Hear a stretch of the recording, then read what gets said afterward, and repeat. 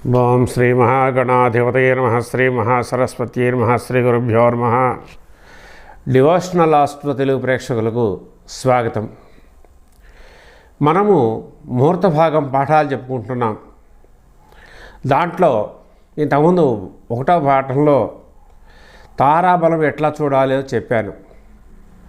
రెండవ పాఠంలో ఏ నక్షత్రాలు ఏ కార్యక్రమాలకు పనికొస్తాయి అనేది చెప్పుకున్నాం.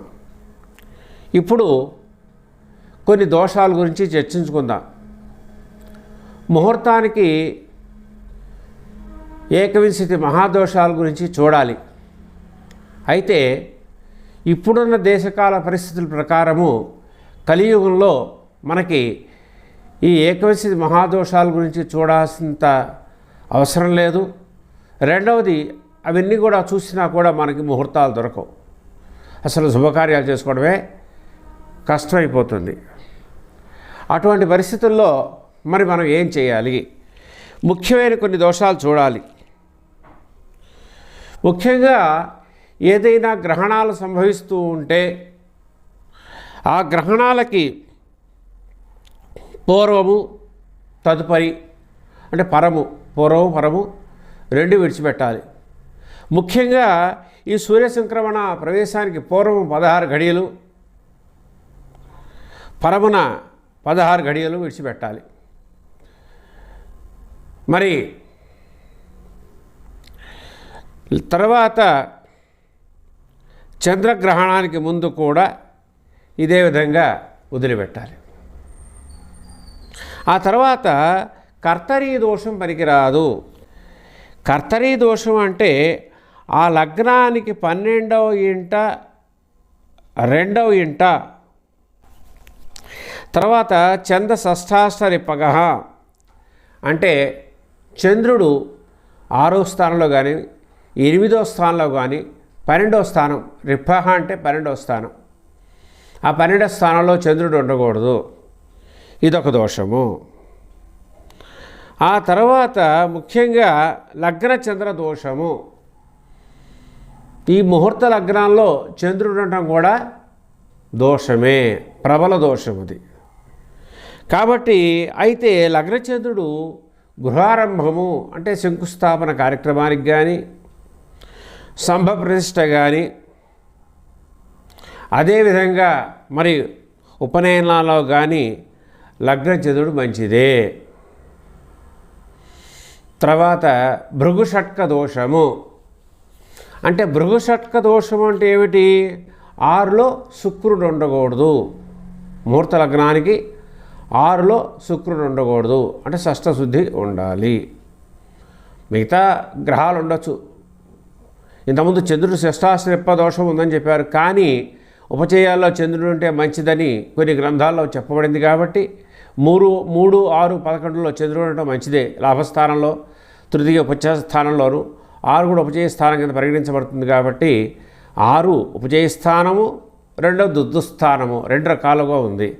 కాబట్టి ఆ విధంగా 6లో కూడా చంద్రుడు ఉంటే మంచిదని చెప్పేసి కొన్ని శాస్త్రాలు చెప్తున్నాయి. కాబట్టి 6లో చంద్రుడు ఉన్నా పర్వాలేదు, కానీ ఆ యొక్క భృగుషట్కము పనికిరాదు. శుక్రుడు 6లో ఉండకూడదు.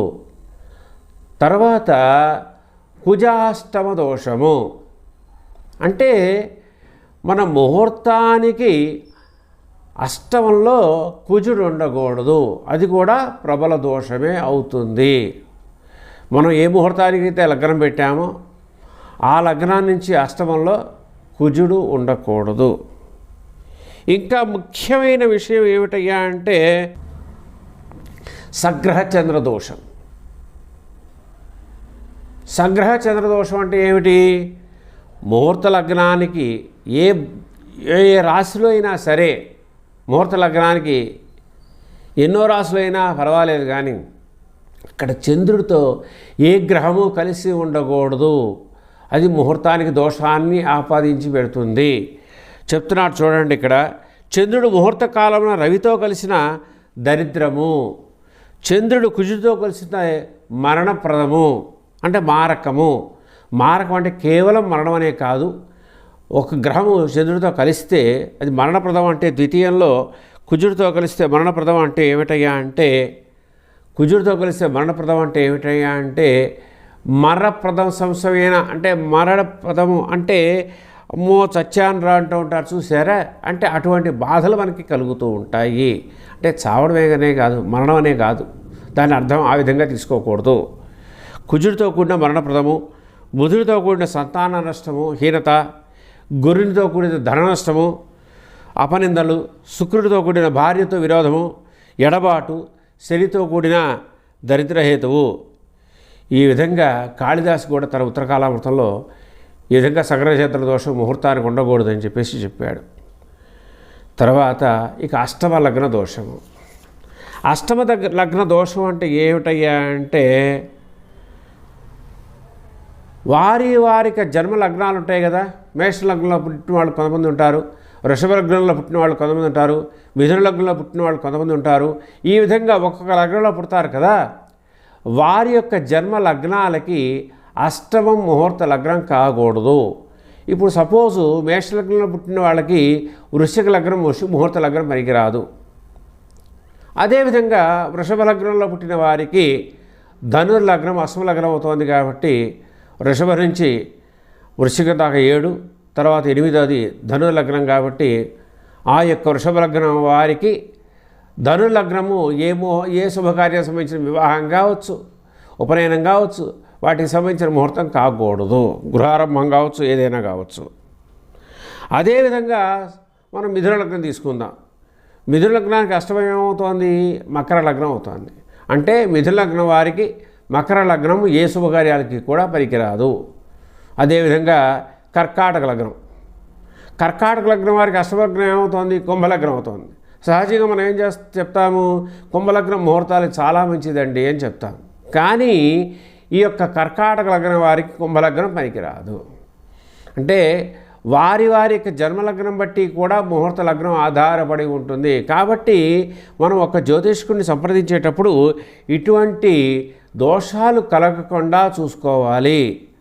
ఆ విధంగా మనం ముహూర్తాలు పెట్టేటప్పుడు కూడా, అంటే మనమే కనుక జ్యోతిష్కులం అయితే మనం ముహూర్తాలు పెట్టేటప్పుడు ఈ యొక్క దోషాలు ఉండకుండా ముఖ్యమైన దోషాలు ఇవి. ఇంకా చాలా ఉంటాయి. మనకి ఒక నక్షత్రం నుంచి ఒక నక్షత్రానికి సాంఘాతికమని, సాముదాయికమని, ఇట్లా రకరకాలుగా ఆ నక్షత్ర దోషాలు కూడా ఉంటాయి. అవి ముందు చెప్పుకుందాం. ముందు ప్రస్తుతం ఇన్ని దోషాలు లేకుండా ఉంటే సరిపోతుంది. మిగతావన్నీ కూడా చూడకూడదని కాదు, కానీ కలియుగంలో దేశకాల పరిస్థితి, ఇప్పుడు ప్రస్తుత దేశకాల పరిస్థితులు బట్టి మనకి ఈ యొక్క బిజీ లైఫ్లో ఇవన్నీ చూసుకోవడం కుదరదు. కాబట్టి ముఖ్యమైన ఈ 7-8 దోషాలు చూసుకుంటే సరిపోతుందనేది విజ్ఞుల యొక్క, పండితుల యొక్క అభిప్రాయము. కాబట్టి వారి యొక్క అభిప్రాయాన్ని అనుసరించి ముఖ్యంగా ఈ దోషాలు చూసుకోవాలి ముహూర్త భాగంలో. తర్వాత మిగతా ముహూర్త భాగం విషయంలో ఇంకొక పాఠంలో కలుసుకుందాం. స్వస్తి.